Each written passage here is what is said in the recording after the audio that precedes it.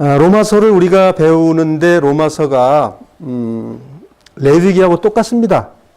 성경을 좀 보신 분들은 알겠지만 신약의 구원, 구약의 구원 같습니다. 구약은 단지 동물의 죄물이고 신약은 동물의 죄물 대신 예수님이 대신 되신 것이고 그래서 죄물의 형태가 바뀐 거예요. 구원론은 다 똑같습니다. 그래서 레위기를 이제 우리가 읽어보시면 알지만 왜 이렇게 죄가 많은지 그리고 얼마나 인간이 죄를 많이 지는지 종류별로 다 나와 있습니다. 예, 그렇게 나와 있는데 그게 길 가는 사람의 죄인가요? 어떻게 생각하세요? 죄는 하나님이 미워하시고 죄 때문에 우리가 하나님과 결별하는 거거든요. 아, 주님을 영접했기 때문에 영원한 속죄를 받았습니다. 이거 속는 거예요. 주님을 영접해서도 그 전에 똑같은 죄를 짓고 그 이후에도 죄를 져요. 그럼 뭐 무슨 놈의 용서를 받은 거냐고요. 그래서 지나간 죄는 주님이 관가하시고 앞으로 지을 죄에 대해서 성경은 말하고 있다는 거예요. 그래서 우리가 이제 그 레위기를 배우는데 기본적인 틀을 설명을 좀 드리겠습니다. 우리가 레위기를 배우는 중심이 어디에 있느냐면 여기에 있습니다. 자, 이제 여기를 한번 봐주세요. 칠판을.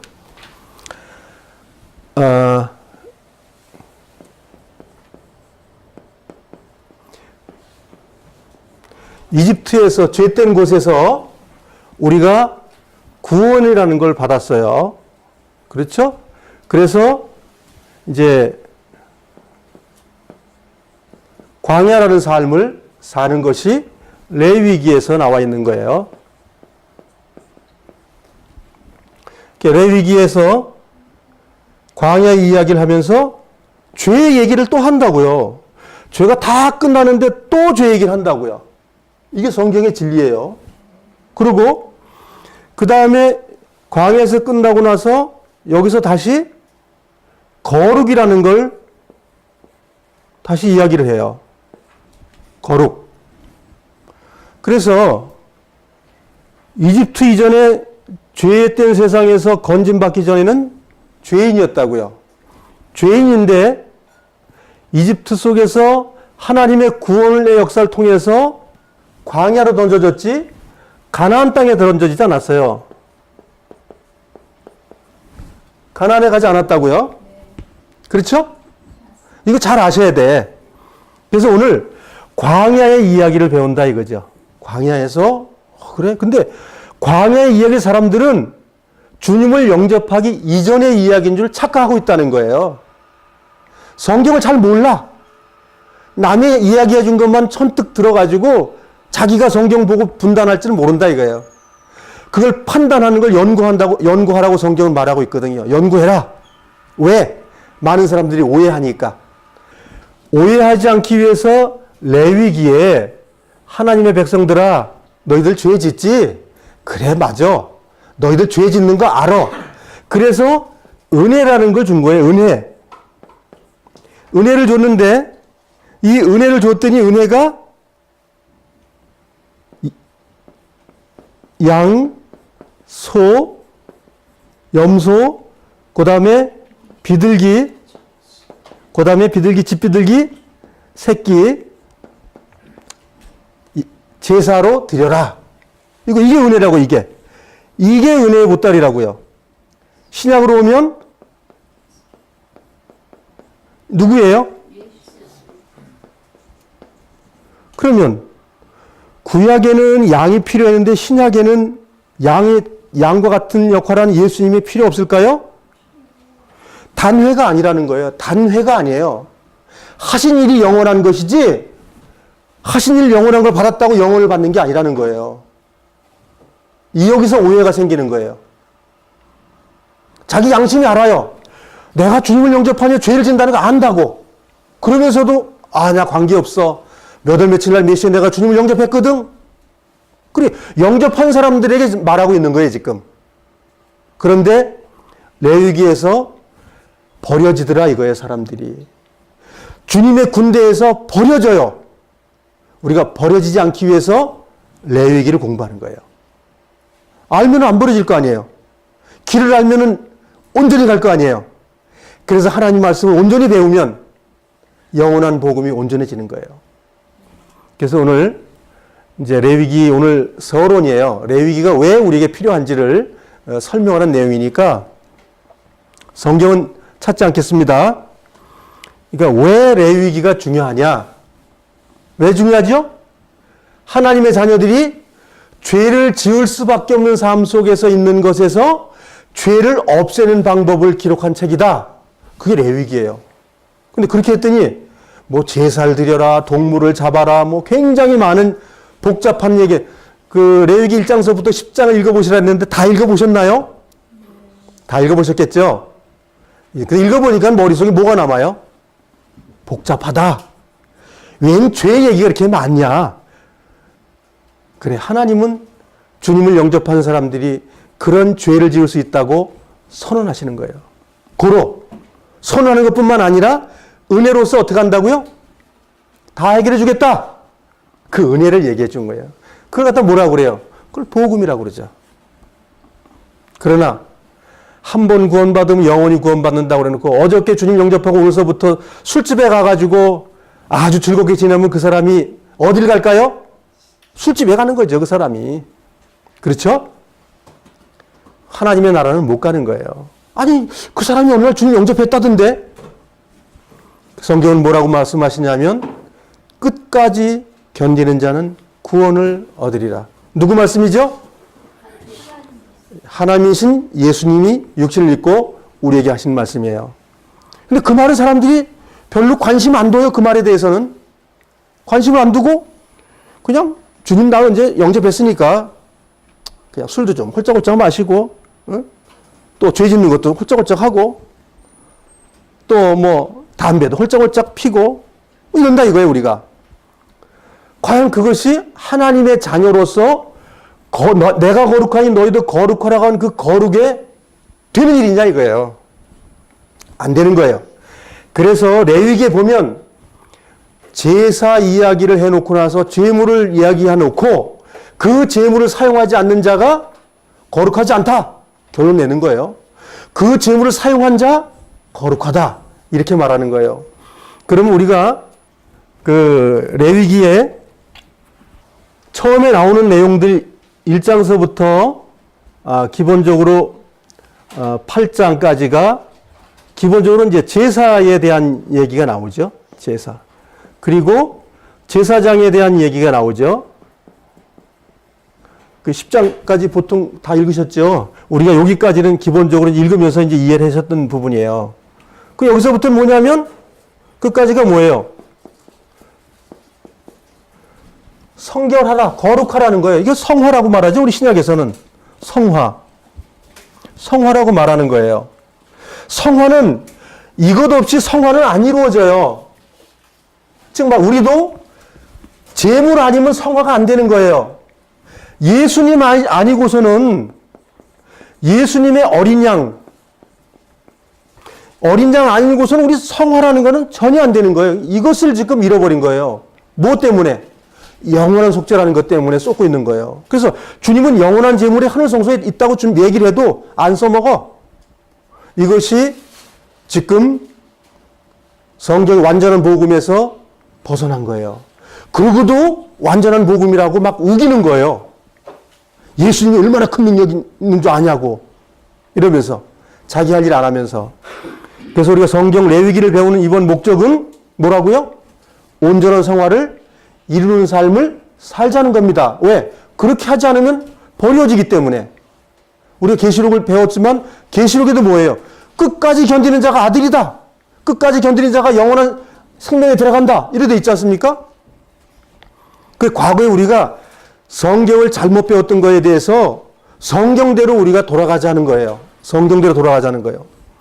그러면 오늘 우리가 이 제사를 이번 기간 동안에 제사를 배우는데 그러니까 10번을 읽으시면 기본적인 개념은 이해가 돼요. 10번 읽으면 이 정도 내용은 이해가 돼요. 그래서 우리가 주님께서 머리 나쁜 사람한테 뭐라 그러냐면 연구해라 그랬단 말이에요. 그럼 천재들만 그러면 배우라는 말인가요? 그건 아니에요. 우리가 연구를 하면 하나님께서 우리 마음속에 계시해 주겠다, 가르쳐서 주겠다, 그렇게 말씀하고 계신 거예요.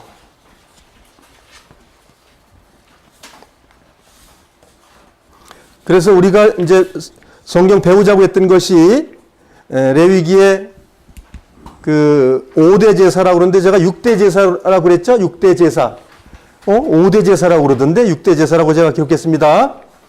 자, 그러면 5대 제사 한번 얘기해 볼까요? 번제, 그 다음에 소제, 그 다음에 화목제, 그 다음에 속죄제, 속건제.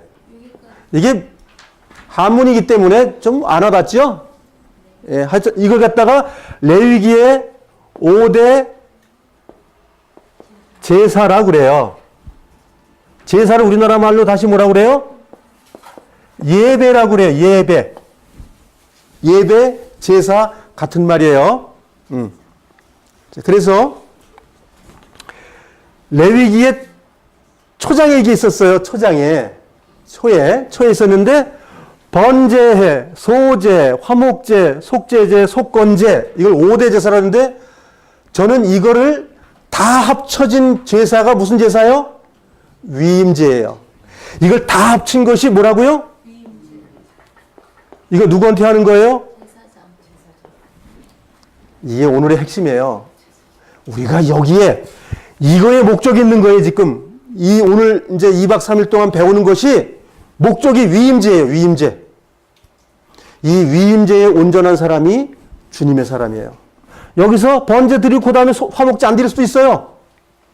네? 그래서 이걸 통으로 해서 뭐라고요? 여기까지? 은혜. 한문 어려운 말로 하면 칭의. 난 아무것도 안 했는데 주님께서 나를 의롭게 해주셨습니다 하는 그 칭의. 그러니까 주님이 죽어주신 거에 대한 이야기예요. 위임제는 이 일주일 동안에 이것 제사를 다 드리는 거예요. 그게 우리가 누구라고요? 왕가의 제사장이에요. 누가? 우리가. 그래서 우리는 이 번제소지 모든 거에 합쳐져 있는 위임제가 우리의 제물이다 이거예요. 그래서 이게 이제 오늘 이렇게 알고 가시면 이제 50%의 공부는 하신 거예요. 이렇게 안 가르치니까 자꾸만 나눠서만 가르쳐 주지. 그래서 5대 제사보다 더 중요한 것은 위임제라는 거예요. 종교적으로 얘기하니까 그건 제사장한테 주는 거야 이렇게 말하잖아요. 우리 것인데. 예. 그래서 레위기가 어려운 얘기가 아닙니다. 나의 이야기를 하고 있는 거예요. 그런데 전부 다 이스라엘 백성에서 모세를 통해서 준 거야. 맨날 이렇게 하기 때문에 뭐예요? 나하고는 관계없는 거예요. 매일 성경 읽어가면서도. 이 말씀은 유대인에게 준 게 아니고 이방인에게 준 게 아니고 그리스도인들에게 주신 겁니다. 이거 꼭 아셔야 돼요. 그래서 성경을 안 보는 그리스도인은 어떻게 된다고요? 버려진다고. 제가 아주 힘줘서 말하는 거예요. 그러니까 버려지지 않으려면 어떻게 한다고요? 성경을 열심히 읽고 기도하고 연구하셔야 됩니다. 그리고 남의 말에 너무 귀 기울이지 마시고요. 눈이 싱싱하고 잘 보일 때 열심히 보십시오. 어느 날 눈으로 보지 못할 날이 옵니다. 그러기 전에 열심히 눈 좋을 때 하나님 말씀을 읽고 또 읽고 이렇게 해서 하나님의 영이 내 안에서 내 영과 하나가 되는 삶이 이루어져야 됩니다. 자, 이게 위임제가 제가 핵심이라고 말씀을 드렸어요. 위임제. 저게 남의 것이 아니라 내 것이라고. 만일 레위기를 10번을 읽으셨다면 이제 제가 말씀드린 거에 굉장히 쉽게 이해가 될 텐데 10번 안 읽었으면 이제 쉽게 안 되지. 이제 10번 안 읽으셨으면 정신을 바짝 차리고 2박 3일 동안 졸지도 마시고 이렇게 하품하시면 안 돼. 예? 정신 바짝 차리고 성경을 이제 배울 거예요. 이 시간은 졸아도 되지만 이제 다음 시간에 1교시 첫 시간에 이제 졸면 안 됩니다. 예, 우리 일정표 잘 보시고. 자, 그래서 5대 제사보다 6번째 제사가 어떻다고요? 더 중요한 거예요. 예, 근데 5대 제사만 잘 가르치고 위임제에 대해서는 관심이 없어요. 제사장이 아니라고 생각하기 때문에. 신약에서는 너희들이 왕가의 제사장이야. 그렇게 말해도 왜 나 관계없어. 그러니까 관계없다는 건 무슨 얘기냐? 나 죄 짓겠습니다. 그 말이요. 이 위임제를 받은 사람은 죄를 절대로 지으면 안 되는 거예요. 온전한 거룩함이 있어야 될 사람이에요. 그래서 신약에서 뭐라고 그래요? 점도 없고 흠도 없이 주님 만날 때 그래야 만날 수 있다고 그러잖아요. 그 레위기 얘기를 하고 있는 거예요. 점과 흠은 뭐예요? 죄하고 실수를 얘기하는 거잖아요. 그래서 죄는 요거잖아요. 죄 속죄제는 요거잖아요. 죄, 요건 뭐예요? 실수한 거예요. 흠이요. 요건 점이고 요건 흠이라고요. 요건 같은 한 제사라고요. 제사가 하나예요. 그래서 이제 하나하나 이제 짚어가면서 우리가 성경을 배울 거예요. 예. 또 제가 미흡해서 뭔 이야기 하는 거는 집에 가 성경을 열심히 보세요. 다 알아요. 사실은 제가 이걸 말씀드리지만 왜 복잡하게 이렇게 글을 써놓냐고. 좀 쉬운 걸 갖다가 막 뒤죽박죽 무슨 실타래처럼 엮어놔가지고 그거는 그것의 제사야, 그거는 저거의 제사야. 그러면 저게 뭐야? 에? 그건 화제야, 저건 소제야. 이렇게 해서 막 얘기를 해놓으면, 그래서 할머니들이나 할아버지들은 좀 어려울 거예요. 젊은 사람들은 좀 총기가 있으니까 좀 이해가 쉽겠지만 나이 드신 분들은 어려워요. 그래서 이번에 결론이 뭐라고요? 쉬운 성경. 쉽다고 그래서 하나님 말씀이 아니거나 그러잖아요. 이거 어린아이들 보라고 한 게 아니에요. 어려운 한문 단어. 이거 어렵잖아요. 번제. 번제가 뭐예요 도대체? 소제. 소제는 청소하는 거요? 그래서 우리나라 말로 하면 참 수월하다 하는데 이게 전부 한문 어원에서 온 거기 때문에 좀 어려움이 있어요. 그렇지만 이걸 보시면 쉬워요. 내용이. 하나님이 이거 말씀하셨구나 하고 쉽게 이해가 된다고. 그러면 됐지. 이걸 사전 찾아가지고 범죄 불로 죽여가지고 제물 드린 거래. 그래야 되나요? 그래서 이건 올림제사인데 하나님께 올리는데 왜 올려주냐? 불로 태워서 그 연기가 올라가지 않으면 올림제사가 안 된다 그거예요. 그래서 우리가 성경은 쉬워야 됩니다. 어려울 이유가 없어요.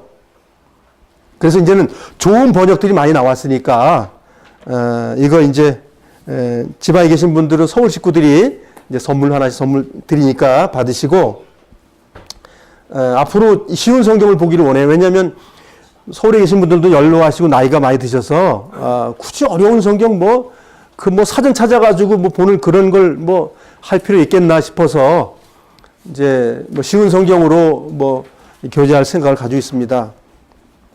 그래서 서울 식구들이 몇 가지 성경 본다고요? 해볼까요? 개역 한글, 개역 개정, 그 다음에 뭐예요? 그 다음에 쉬운 성경, 그 다음에 직역 헬라어 성경, 그 다음에 뭐 있죠? 끝났나? 하나 더 있는데. 킹제임스 성경. 아유, 누가 말하는 최고의 번역서이라고 그러는데, 그건 미국 사람들 얘기고, 한국 사람은 아니에요. 예. 미국에서는 최고의 번역, 왜 최고의 번역을 했죠?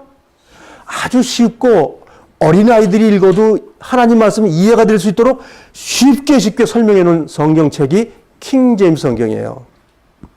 우리나라 성경 개역 한글은 식자들, 한문을 많이 알고 이런 사람들이 읽으면 이해가 잘 되게끔 그렇게 번역이 된 성경이었죠.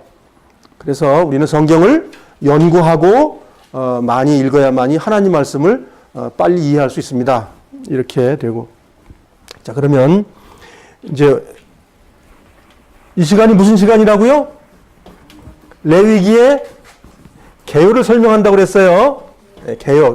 개요입니다. 개요이기 때문에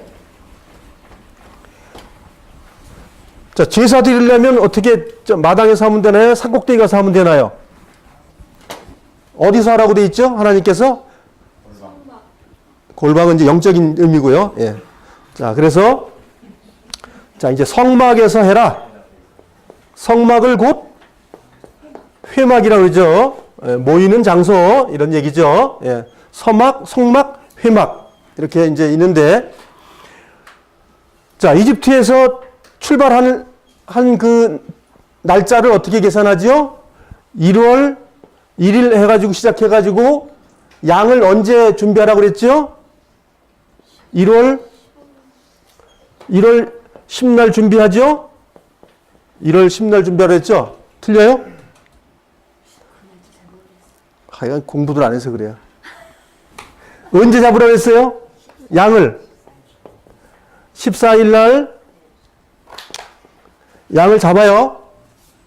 양 잡으면 어떻게 물에 끓여 먹나요? 어떻게 하나요? 하나님께서 구워 먹어라. 급하게 먹어라. 어떻게 먹으라고 돼 있죠? 우리가 다 배웠지만 허리에 띠를 띠고 지팡이를 짚고 급하게 먹어라. 근데 그게 무슨 시간이었어요? 밤 12시. 밤 12시에 우리 밤에 뭐 하면 뭐라고 그러죠? 밤에 뭐 한다면 뭐라고 그러잖아요? 예? 밤에 하여간 뭘 한 거야, 이렇게 그냥, 뭐, 야밤 도주하는 거죠, 지금 이게? 예. 그냥 허리띠에 꽉 졸라매고, 신발도 신고, 예? 밥이라는 건 느긋하고 쉬는 시간에 먹는 거잖아요. 근데 이건 일하기 위해서 먹었다 이거예요. 무슨 일? 죄 안 짓는 일을 하기 위해서 양을 잡아 먹었다, 그 얘기예요. 근데 이 양은 신약에선 예수님이다, 그거예요. 우리가 예수님을 잡아먹은 흡혈귀들이에요, 지금. 입술을 보니까 다 빨개. 예수님을 잡아서 잡수셔가지고. 예?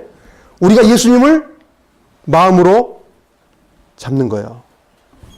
그래서 14일날 잡아가지고, 자, 이제 이집트를 나왔어요. 그래가지고, 어딜 건너가야 돼요? 사망에서 갔는데 또 사망이야. 그렇죠? 사망에서 장자의 죽음에서 건져졌는데 또 죽음으로 가. 그 여기서 벌써 알아야 되죠? 죽음이 주님 오실 때까지 있다는 걸 아셔야 되는 거예요. 여기서 구원했으면 끝도 없이 그냥 가나안 땅에 그냥 점프해서 하나님께서 능력이 없어요. 얘들아 가나안 땅에 가라 하고 다 업어서 갔다 오면 될 거 아니에요. 근데 그렇게 안 하셨다 그 얘기예요. 왜 그랬을까요? 순전한 믿음 있는 자만 내가 그 안에 보내겠다 그 얘기잖아요. 다 아니라는 거예요. 여기서 다 나왔다 다가 아니라고 하나님은 선언하시는 거예요. 근데 구원파는 다 받아 다 나왔다가 다 된다는 거예요. 성경 그런 성경 없어요? 한번 찾아보세요. 제가 성경을 수도 없이 많이 봤지만 그런 말이 없어요. 그래서 제가 구원파를 떠난 거예요. 그런 성경이 없기 때문에 말을 오해하고 남들이 말한 말을 너무 귀담아 듣는 바람에 그래 돼버린 거예요. 하나님 말씀 순전한데 거짓으로다가 바꿔버려서 그래요. 자 보세요. 여기서 또 사망이 왔는데 사망이 누가 어떻게 구원해 줬어요? 여기도 구원이죠. 여기도 구원이죠. 구원 벌써 두 번이네 벌써. 한 번이 아니고. 구원이라는 단어는 어떻게 된 그 멸망이나 사망이나 어떤 상황에서 건져준 걸 구원이라고 그러지. 천국의 완전한 백성으로 가는 모든 것을 해서 모든 완전한 구원을 얘기하는 게 아니라는 거예요. 그래서 성경을 자세히 봐야 여기서도 구원됐구나. 또 저기서 구원됐구나. 또 거기서 구원됐구나. 성경을 보지 못하면 그걸 알 수가 없어요.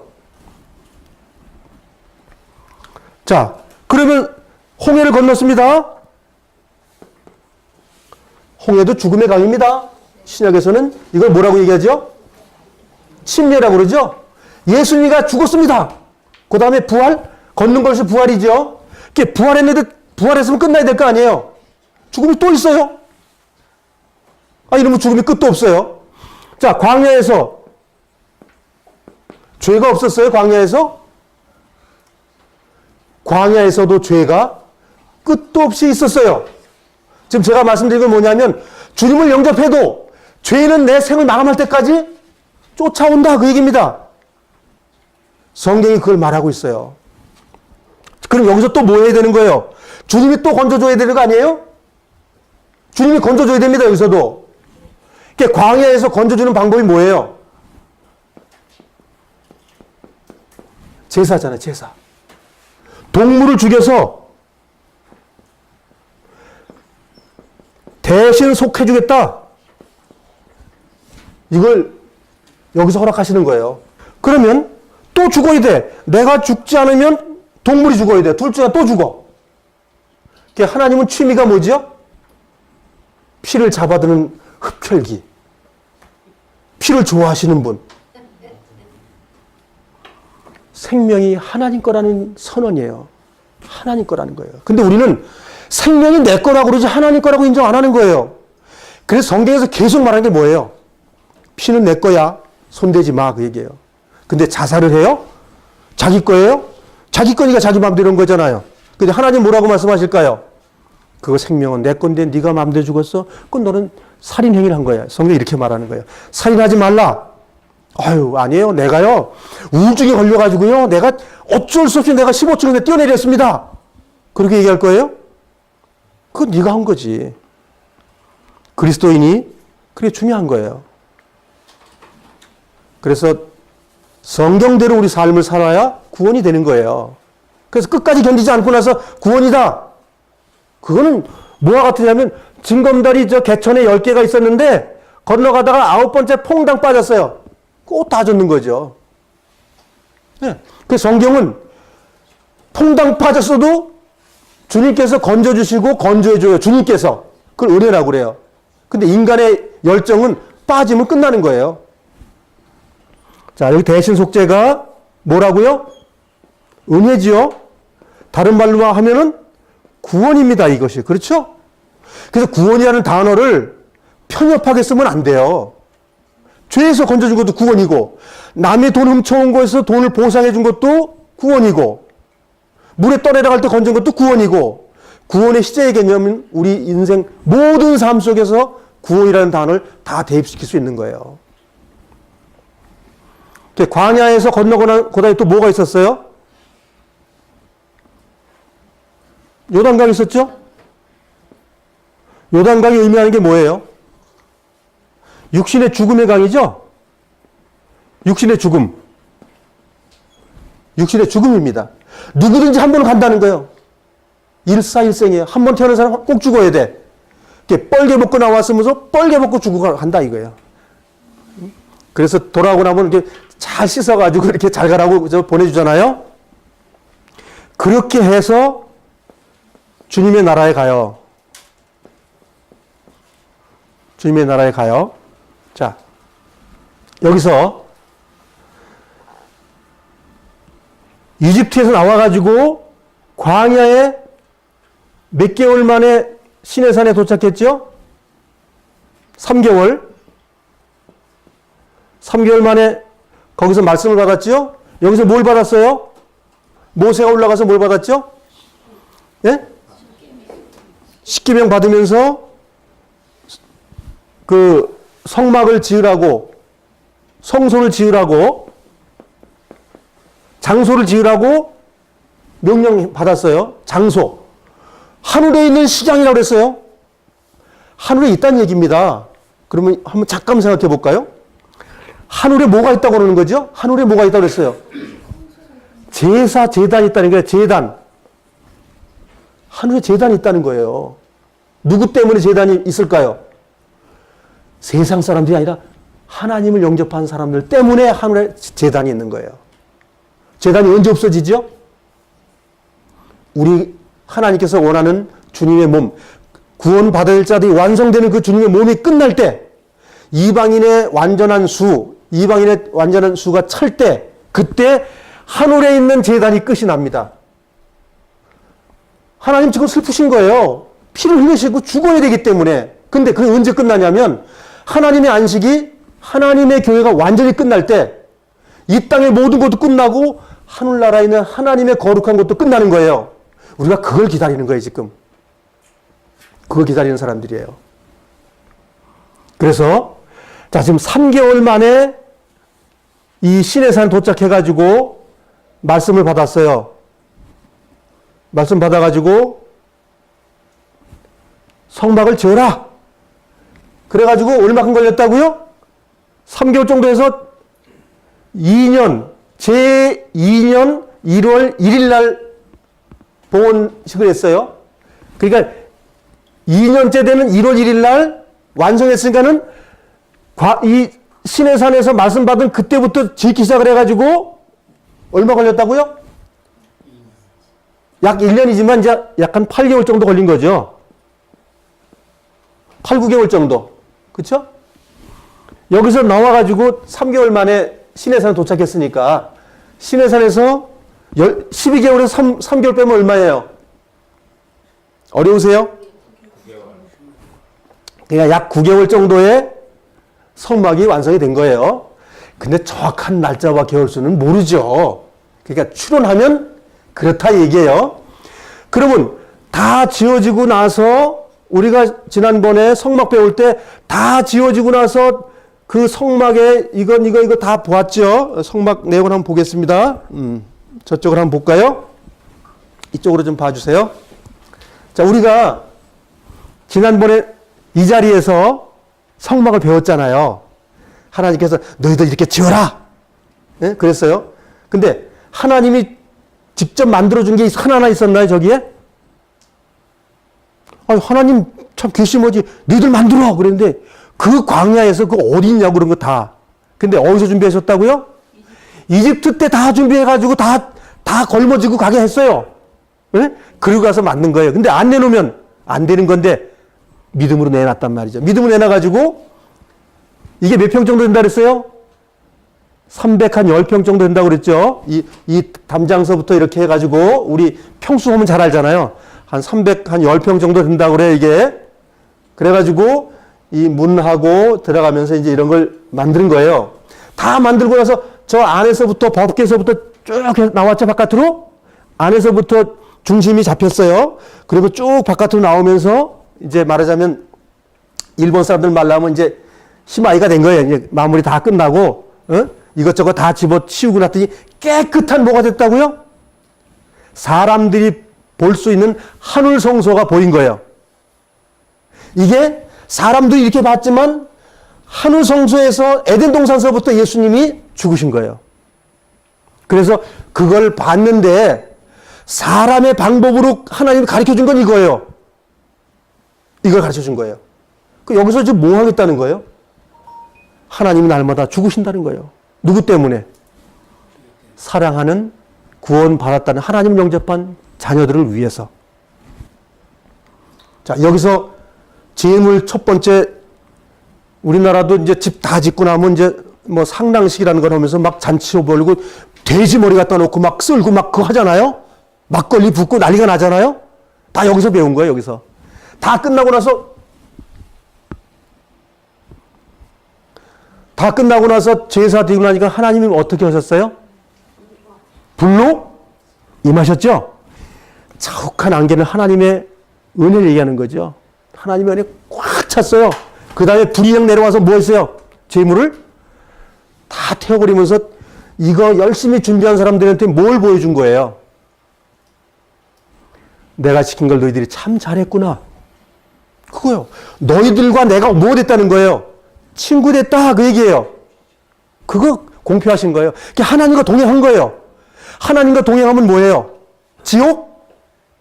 하나님과 동행하면 하늘나라예요. 네. 하늘나라 동행하는 거는데 동행하려면 뭐가 없어야 돼요? 죄가 없어야 돼요. 그래서 그 죄 없으면 하나님과 친구 된 거예요. 죄 있으면 하나님하고 친구가 안 되는 거예요. 그래서 죄 없애는 방법을 날마다 성경이 얘기하고 있다는 거예요. 창세기서부터 계시록까지 뭐예요? 죄. 내가 다 끝냈다. 내가 내 안에 좀 제발 들어와라. 그 얘기예요. 그래서 자, 자료 화면을 몇 개 좀 보겠습니다.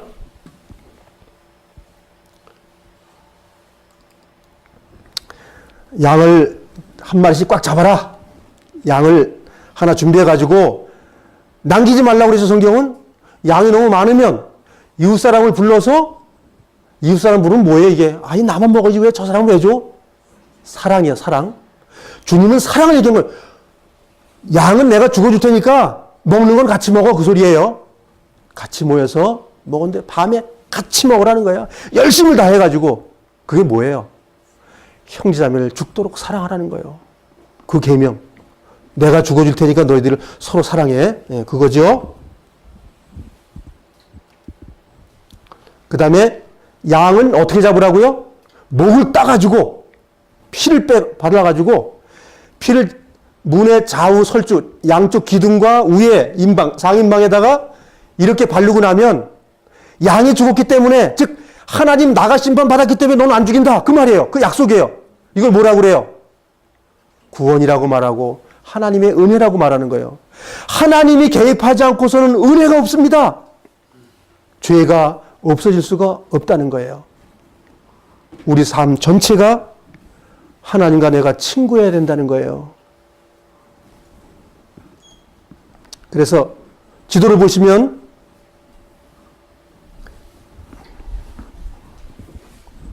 잘 안 보이죠? 옛날엔 이래서 왔을 것이다라고 하는 건데 이게 카톨릭에서 거짓말 장난친 거예요. 이거는 가짜의 가짜 뉴스의 가짜 뉴스예요.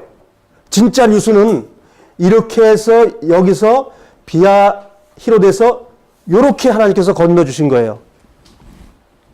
요 최근에 인공위성이나 과학이 발달돼 가지고 그 바다 사이가 이렇게 넓은 그 분지가 돼 가지고 메꿔져 있는 거예요, 바다가.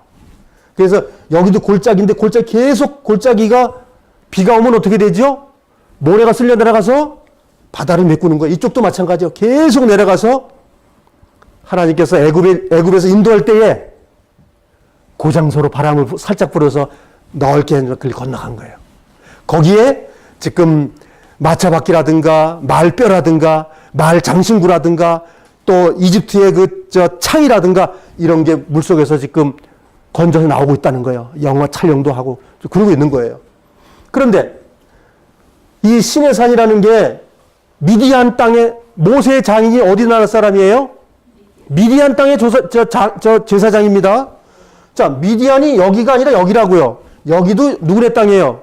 여기도 이집트예요. 여기서 있는 게 무슨 어떻게 이집트를 탈출한 거예요? 탈출이 아직 아니라고요. 여길 건너가는 게 탈출이에요. 그리고 3일에 가서 제사 지내겠다는 말은 여기 온다는 말이 아니고 애굽 왕에게 바로한테 말할 때 우리 하나님께 제사 드리러 3일 길을 가겠다 이렇게 얘기한 것이죠. 그거 사람들이 오해해가지고 여기 갔는데 3일이라고 잠깐만 생각하는 거예요. 자, 여기까지 올 때는 일주일 거의 걸린 거예요. 일주일. 지난번에 기억하셔야 돼요. 일주일 동안 여기 왔다가 여기서 쫓아오는 바람에 불기둥과 구름기둥으로 여기서 해가지고 건너간 거예요. 네, 그래서 여기서 뭘 했죠? 무교절을 지켰어요. 무교절을 여기서 지키고 뿅 하고 건너간 거예요. 그래서 미디안 땅에서 미디안의 그 장인 말하자면 처남 이런 사람들 일가를 데리고 이제 같이 해서 들어갔으니까 이스라엘 백성 속에 미디안 족속이 있어요? 왜 없을까요? 틀림없이 미디안 제사장 같이 갔는데 우리가 성경을 오해하면 안 됩니다. 유대인이라고 이름 받으면 끝까지 유대인? 아니에요. 하나님이 정해 주셔야 돼요. 미디안 땅의 제사장 모세의 장인 집안은 유대인이에요. 말 그대로. 왜 유대인이 됐어요? 주님이 해주신 거예요. 그래서 계시록에서 유대인의 12지파 얘기할 때 자꾸만 유대인 핏줄에 나온 사람들만 무슨 유대인입니다라고 말하는데 그렇지 않습니다. 성경은 이집트에서 나왔던 모든 이방 사람들 다 유대인이에요. 다 유대인이라고. 예. 그렇게 하시고 신약을 보셔야 이해가 됩니다. 예. 그게 중요한 거예요. 자, 다시 이제 이쪽으로 오셔서 이제 그림 대충 이해가 되셨죠? 예. 저렇게 하고 갔는데 40년 동안 하나님께서 어떻게 한다고요? 골방에 먹이시는 게 40년 동안.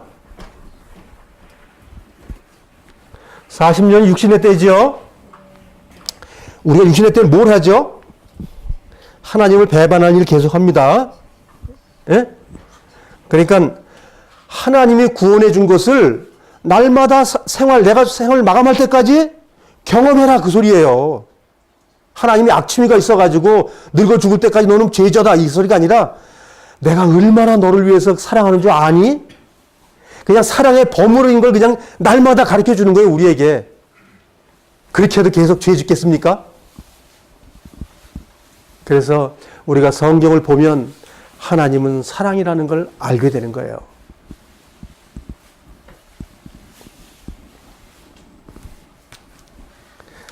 자, 그래서 이제 성막을 지었습니다. 성막을 짓고 나니까 그 다음에 필요한 것이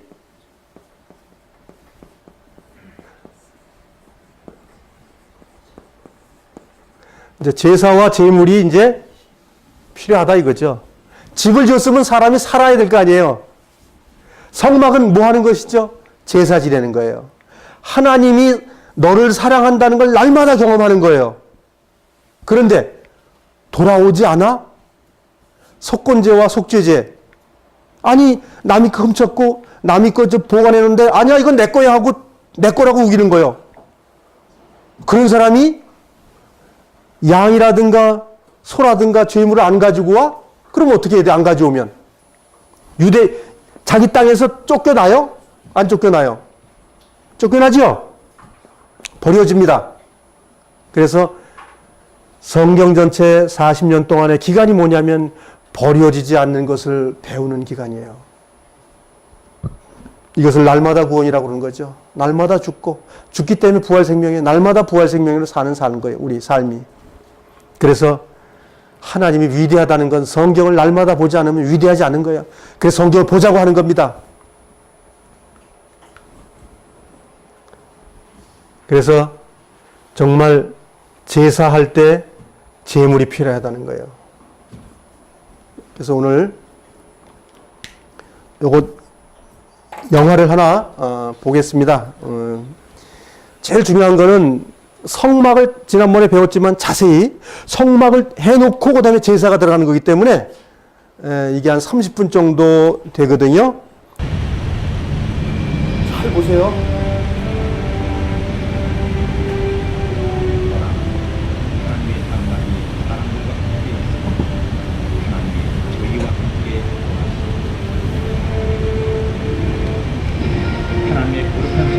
마침내 광야에 성막이 세워졌습니다. 인간들 사이에 거하시며 죄를 용서하고 그의 백성과 영적 교리를 하기 위해 하나님은 성막을 짓도록 인도하셨습니다. 하나님과 백성들 사이에 은혜의 흐름, 구원의 산증거가 된 성막. 그 은혜롭고 거룩한 하나님의 땅 성막의 세계로 여러분을 초대합니다.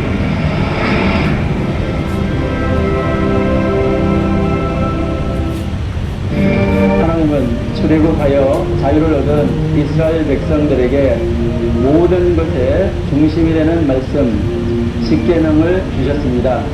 그리고 이스라엘 백성들과 함께 거하실 하나님의 처소로 성막을 건설하라 말씀하셨습니다.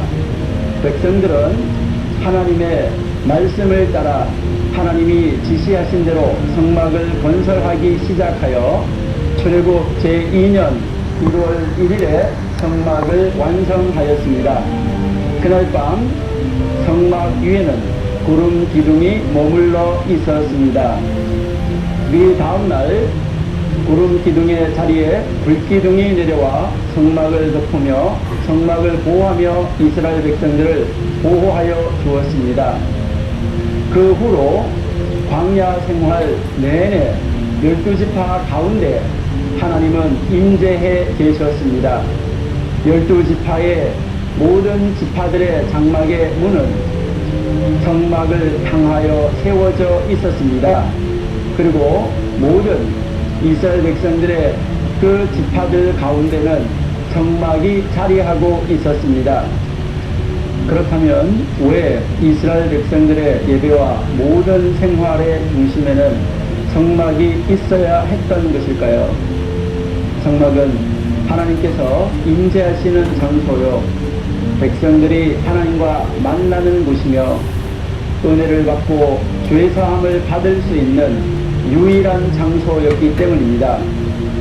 하나님의 도우심으로 애국으로부터 자유함을 얻은 후 광야에서 고된 생활을 해야 했던 이스라엘 백성들은 오직 성막에서만 하나님을 만날 수 있었던 것입니다. 그렇기 때문에 성막은 신앙의 가장 중심이며 성스러운 처소가 되는 것입니다. 성막을 위에서 내려다보면 가장 바깥쪽에 바로 50규빗 세로 100규빗의 울타리가 있다. 울타리에 있는 유일한 문을 통해 안으로 들어서면 번제단이 앞뒤로 있고 번제단 앞에는 물구멍이 있다. 여기서 몇 걸음 앞으로 가면 성소가 나오게 된다. 그리고 성소 안에서 휘장을 덮고 들었으면 하나님과 만날 수 있는 성소가 나오게 된다. 이것이 성막의 전체 구조다.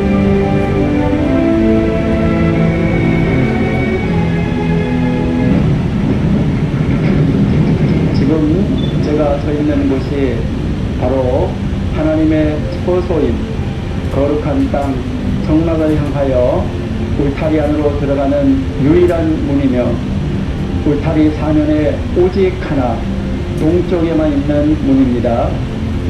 특별히 이 문은 우리들이 천국으로 들어갈 수 있는 유일한 문이 되어주신 예수 그리스도를 상징합니다. 이 유일한 문을 지나 울타리 안으로 들어가면 그 울타리 안의 모든 성물들은 하늘나라에 있는 것들의 모형이며 예수님과 교회, 성도들의 삶과 사명을 또한 담고 있었습니다. 이스라엘 백성 가운데 거하신 하나님의 처소이며 인류 구원의 성지가 되었던 성막을 향하여 울타리 안으로 들어가 우리 함께 은혜 충만한 시간을 체험하시기를 바랍니다.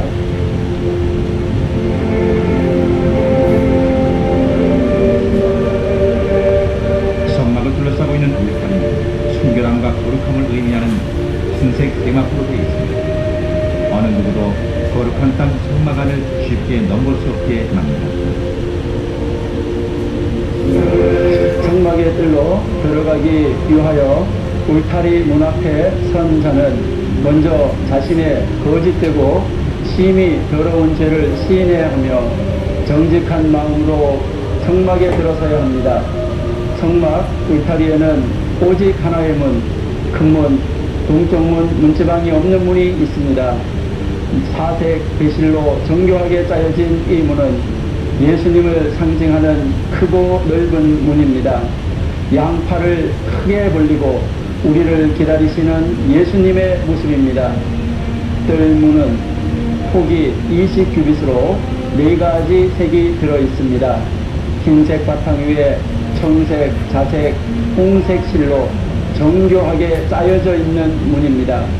청색은 신랑 되시는 예수님을, 자색은 왕 되시는 예수님을, 홍색은 피 흘리고 고난받는 예수님을, 흰 배실은 부활, 성결하신 예수님을 의미하고 있습니다. 그래서 이 4가지 색을 예수님의 사복음서를 상징하는 예수님의 색이라고도 합니다. 구원의 문은 오직 예수님 한 분뿐이며 크신 분 성자 하나님이시며 누구든지 믿을 수 있는 분이십니다.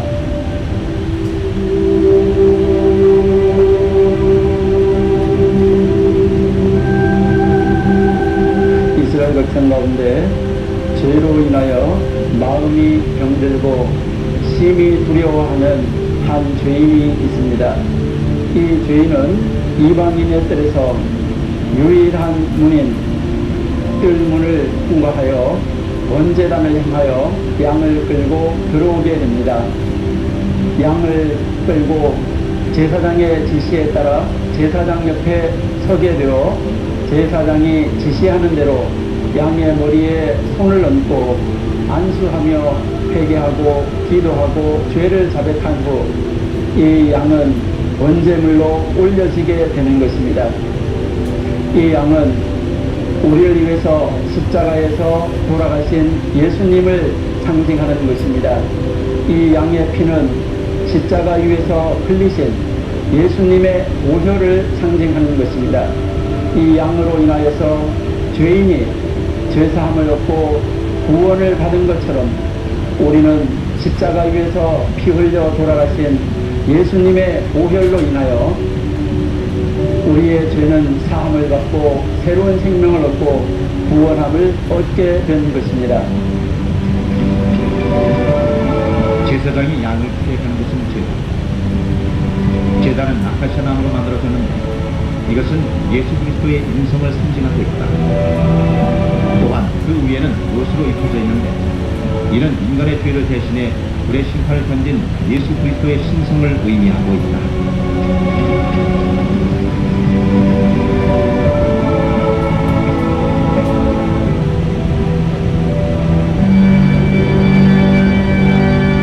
마침내 주인이 끌고 울타리 안으로 들어온 어린 양은 각이 떼어지고 가죽이 벗겨지고 제물이 되어져서 번제단 위에 불살라 타올라가게 됩니다. 그 순간 주인이었던 이스라엘인은 안도의 한숨을 내쉬며 내가 죄사함을 얻었구나 하며 자유함을 얻고 구원함을 얻은 것을 감사하게 됩니다.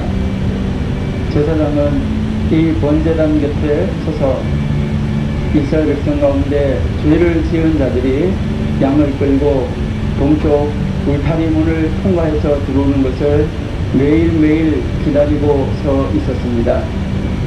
예수님께서는 이 세상에 오셔서 십자가에서 달려 피 흘리시며 단번에 성소에 들어가는 제사를 드리셨기 때문에 그 제사를 드리기 전 구약 성경에서는 성막들 안에서는 어떠한 안위도 평안도 없이 날마다 순간순간마다 주인들이 끌고 오는 제물 위에 손을 얹고 안수한 후 각을 뜨고 또 껍질을 벗긴 후 이 번제단 위에서 불살라 올려 드려졌던 것입니다. 이제 이 번제단은 예수 그리스도의 그 피가 온 백성을, 인류의 백성의 죄를 다 사하고 인류 백성을 하나님의 품 안으로, 하나님의 나라 안으로 들어가게 하는 유일한 피가 되었던 것입니다. 바로 그 피가 드려진 것을 상징하는 단이 이 번제단인 것입니다. 번제단을 지나 성막을 향하여 걸어오면 성막과 번제단 사이에 물두멍이 있습니다. 물두멍 안에는 물이 가득 채워져 있습니다. 성막으로 들어가는 제사장은 이 물두멍에서 반드시 손을 깨끗이 씻어야 합니다. 이 물두멍은 이스라엘 백성들이 광야에서 길을 걸을 때, 광야에서의 삶을 살고 있을 때 그들이 손과 발이 더러워진 것을 깨끗하게 씻은 다음에 하나님 앞으로 나아오는 그것을 상징하고 있습니다. 바로 이 물은 성경에서는 물을 하나님의 말씀으로 비유하고 있습니다. 하나님의 말씀으로 비유된 이 물로 깨끗하게 씻음을 받은 자만이 하나님의 성막으로 들어갈 수 있기 때문입니다. 이 물두멍은 여인들이 사용하던 놋거울로 만들어져 있습니다. 이 놋거울은 바로 이스라엘 여인들이 자기 자신을 비추어 보며 자기 자신이 깨끗함을, 정결함을 하나님 앞에서 입기를 원했던 것입니다. 바로 그 놋거울을 통하여서 이스라엘 백성들은 하나님 앞에 자기 자신을 돌아봐야만 되는 그러한 장소인 것입니다. 그러나 이 물두멍의 크기는 성경에 나와 있지 않습니다. 얼마의 크기로 하라고 기록되어져 있지 않습니다. 이것은 제자들의 발을 씻어주셨던 바로 예수님의 크신 사랑을 상징하는 것이며 예수님의 무한하신 그 사랑을 우리에게 나타내 보여주고 있는 것입니다. 이 세상을 살아가고 있는 사람들이 죄로 인하여 더럽혀진 손과 발, 몸과 마음을 씻어야지만 되는 것을 상징적으로 우리에게 가르쳐 줍니다. 우리는 우리의 영혼의 물두멍에 하나님의 말씀을 가득하게 채워서 그 하나님의 말씀의 물로 날마다 우리의 영혼을 새롭게 하며 씻음을 받으며 정결하게 되어져 하나님 나라에 날마다 들어가는 연습을 해야 할 것입니다.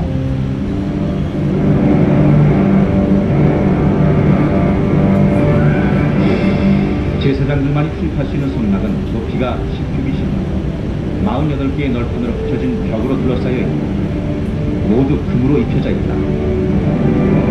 금으로 입혀진 널판들은 모두 48장이 사용되었으며 보이는 4개의 띠와 보이지 않는 1개의 띠를 합하여 총 5개의 띠에 의해 온전히 연합되어 있다. 제사장은 물두멍에서 손을 깨끗하게 씻은 후 성막을 향하여 걸어오게 됩니다.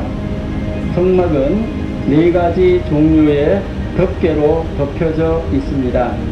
가장 안쪽에 있는 속 덮개는 그룹을 수놓은 양장으로 4가지 색으로 정교하게 짜여진 아름다운 덮개입니다. 두 번째 덮개는 염소의 털로 만들어진 덮개입니다.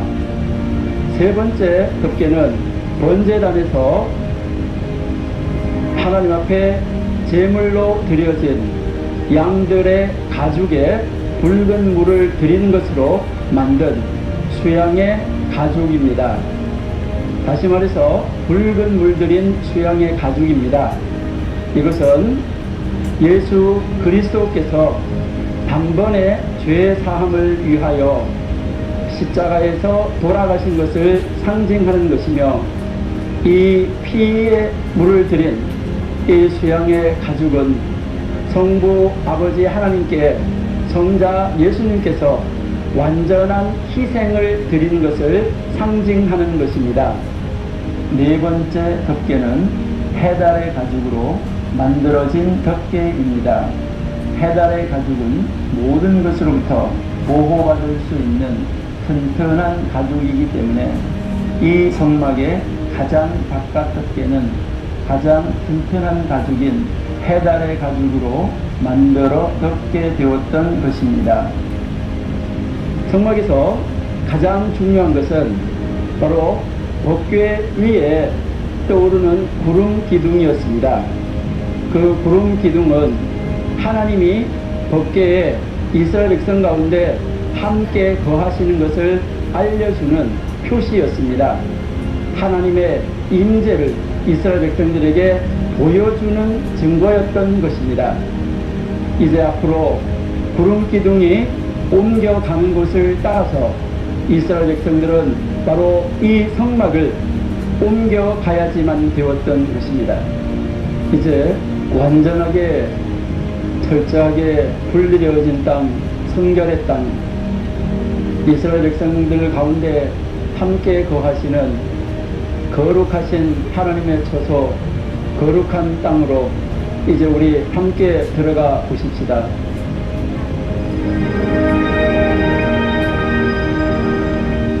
성막 내부는 성소와 지성소로 나눕니다. 먼저 첫 번째 방은 성소이며 왼쪽에 등잔대와 오른쪽에 진설병상이 있다. 뒤에는 향을 피우는 금연관이 있으며 그 뒤에 있는 서쪽 피장을 걷고 들어서면 지성소에 들어가게 된다.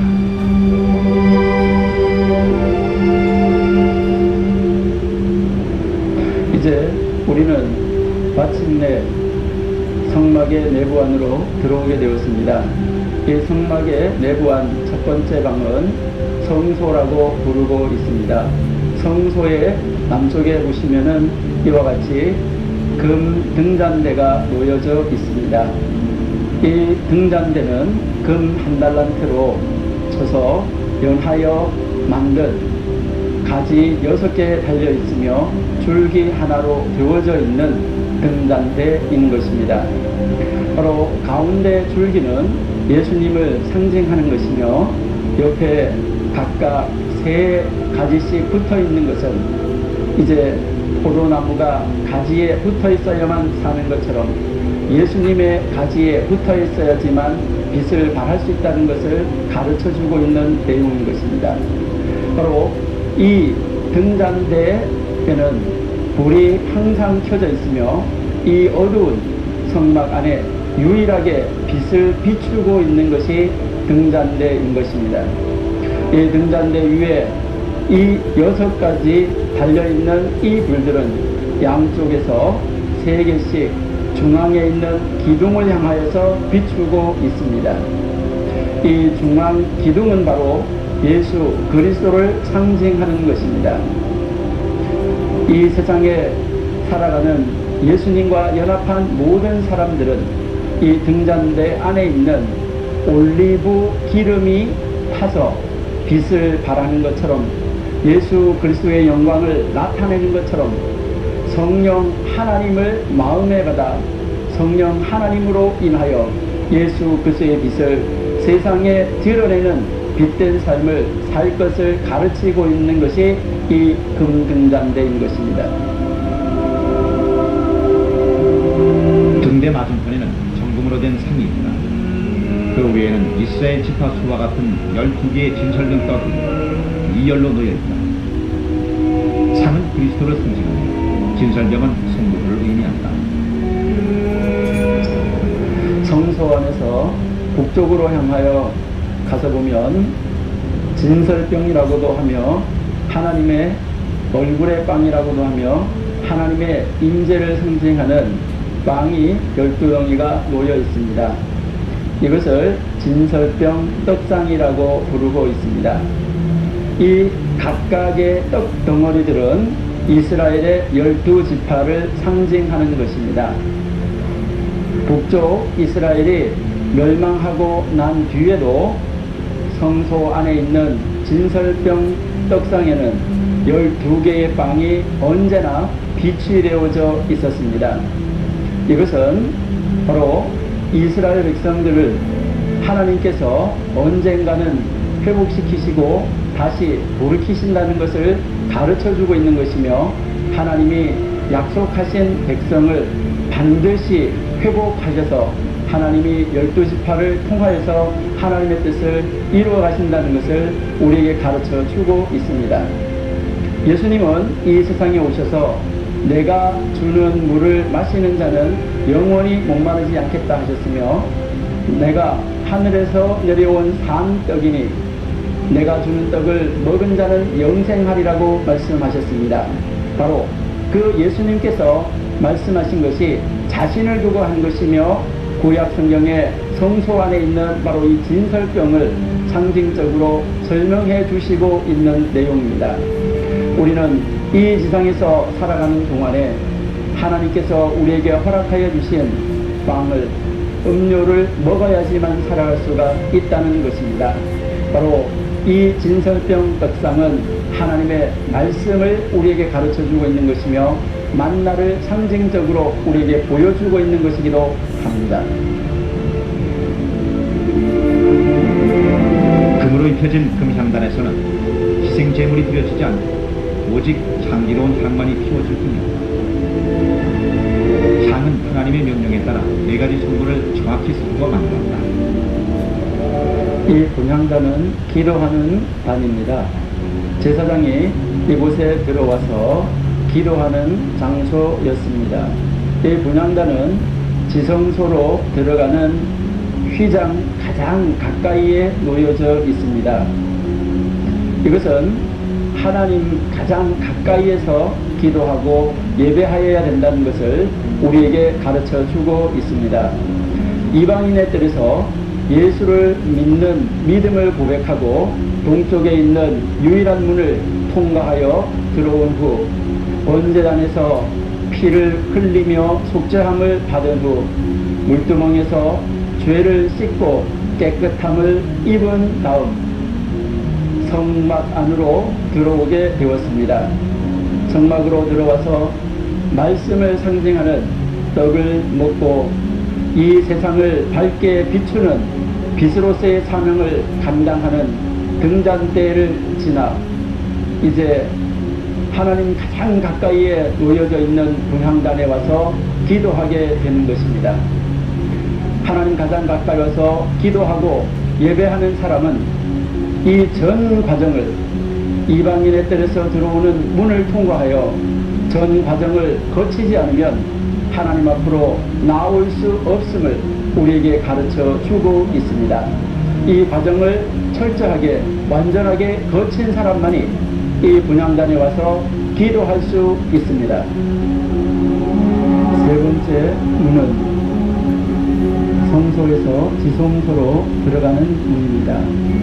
이 문은 1년에 한 번씩 대제사장만이 들어갈 수 있는 문입니다. 1년에 한 번씩 대속죄일에 대제사장이 이스라엘 백성들의 전 죄를 짊어지고 하나님 앞으로 나아가는 문입니다. 그러기에 이 문은 영광의 문입니다. 우리는 지금 이 세 번째 문 앞에 와 있습니다. 이제 우리 이 세 번째 문을 통과하여 지성소 안으로 들어가 보겠습니다.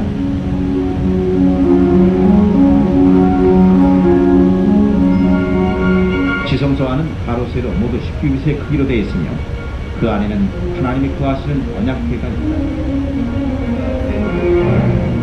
언약궤 안에는 모세가 시내산에서 하나님으로부터 직접 받은 십계명 돌판이 들어 있습니다. 아론의 쌍난 지팡이와 만나를 담은 금항아리는 궤 앞에 놓도록 하나님께서 말씀하셨습니다. 하나님의 말씀을 받아 기록한 토라의 두루마리는 궤 옆에 놓으라고 하나님께서 모세에게 말씀하셨습니다. 만나는 하늘에서 내려온 이스라엘 백성들의 양식으로 하늘에서 내려온 산떡 되시는 예수님을 상징하는 것입니다. 살구나무에 꽃이 핀 것은 살구나무는 모든 나무들 가운데서 가장 먼저 싹이 나는 나무입니다. 겨울에 죽었다가 봄에 제일 먼저 싹이 나는 것은 부활을 상징하는 것입니다. 살구나무에 꽃이 핀 것은 예수님께서 부활하신 것을 상징하는 것입니다. 이제 하나님이 우리에게 허락하여 주신 말씀, 이 토라의 두루마리는 우리가 언제나 읽고 묵상하며 따라야 될 말씀인 것입니다. 이 모든 말씀을 예수님께서 친히 이 세상에 임마누엘로 우리에게 오셔서 다 이루어 주셨던 것입니다. 언약궤 위에는 적개소가 놓여있다. 여기는 하나님의 심판의 보좌였으니 중금으로 되었다. 대제사장들은 1년에 한 차례씩 이곳에 피를 흘렸다. 덮개 위에 올려져 있는 이 덮개를 속죄소라고 부릅니다. 이 속죄소는 하나님이 우리와 함께 하시고 계시다는 것을 가르쳐주는 상징적으로 두 그룹이 위에서 싸고 있습니다. 이 두 그룹의 날개가 우리를 안전하게 보호하고 덮고 있으며 하나님께서 우리와 함께 하시고 계심을 보여주시는 표시였습니다.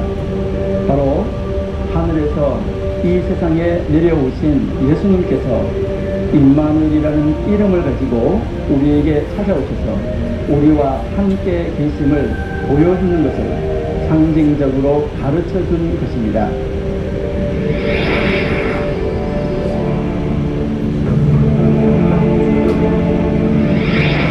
우리는 하나님으로부터 멀리 떠나 있는 이방인이었으며 죄인이었습니다. 하지만 은혜와 사랑과 구원의 하나님께서는 우리를 은혜의 집 하나님의 처소인 성막 안으로 우리를 이끄시어 우리의 구원의 길을 예비하시고 계셨습니다. 휘장을 둘러치고 있는 그 성막으로 들어가는 유일한 문제는 동쪽에 있는 문 예수 그리스도를 통과하여 우리는 휘장 안으로 들어가게 되었습니다. 하나님 앞에 우리의 죄를 고백하며 휘장문을 통과하여 들어간 우리는 번제단에서 희생을 드렸습니다. 번제단의 희생은 예수 그리스도의 보혈의 피를 상징하는 것입니다. 예수 그리스도의 보혈의 피로 우리는 우리의 죄의 값을 온전하게 지불한 것입니다. 예수 그리스도의 피로 온전한 죄값을 치른 우리들은 구원함을 받은 하나님의 사람으로 이제 성막을 향하여 발걸음을 옮겨갔습니다. 성막 앞에 있는 물두멍에서 이 세상에서 우리가 구원받은 후에 살아가며 많은 죄를 지었던 많은 온갖 허물들을 이제 물두멍에서 깨끗하게 씻고 온전하게 되어 두 번째 문인 성막 문을 통과하여 성소 안으로 들어가게 되었습니다. 성소에서 우리는 하늘에서 내려온 만나를 상징하며 하늘에서 내려온 산떡을 상징하는 떡 진설병을 먹고 말씀으로 무장하여 하나님 앞으로 나아가는 길로 들어서게 되었습니다. 이제 말씀을 먹은 후 빛 가운데로 거하시는 예수님을 만나 빛 대신 예수님을 닮아 작은 빛을 비출 수 있는 작은 예수가 되었습니다. 이제 작은 예수가 된 우리들은 휘장 앞 본향단에 이르게 되었습니다. 본향단에서 우리는 하나님 앞에 감사하며 기뻐하며 구원의 감격을 노래하며 하나님 앞에 기도하였습니다.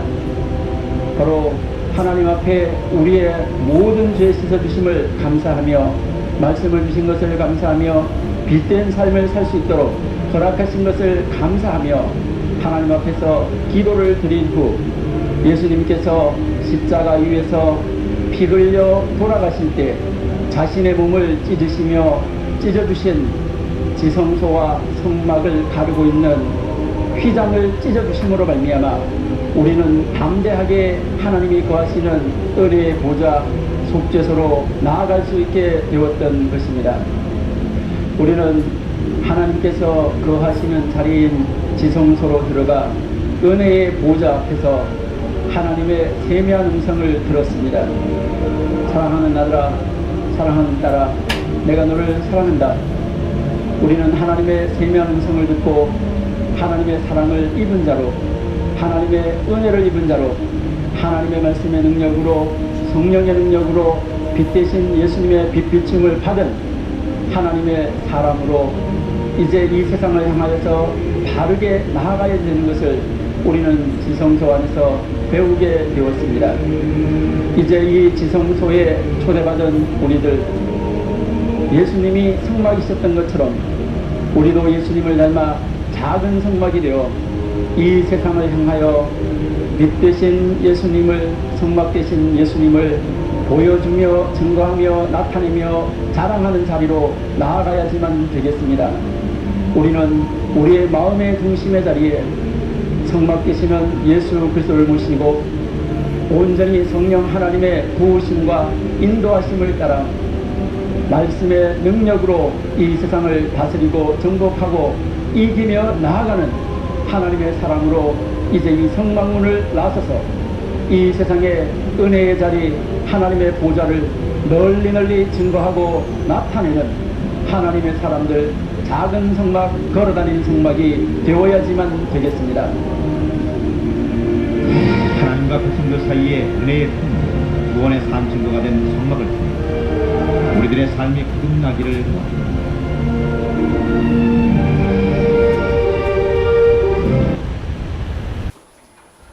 우리가 출애굽기 이야기를 영화로 이제 해서 봤습니다. 작년에 이 자리에서 저걸 배운 거거든요. 저걸 배웠으니까 그 다음에 이제 제물을 우리가 드려야 될 거 아니에요. 이제 양을 잡고 소를 잡고 해야 될 거 아니에요. 이제 그래서 오늘 양 잡고 소 잡으러 온 거예요. 여기에. 자, 양 잡고 소를 잡아야 되는데 자기 맘대로 양을 잡으면 안 됩니다.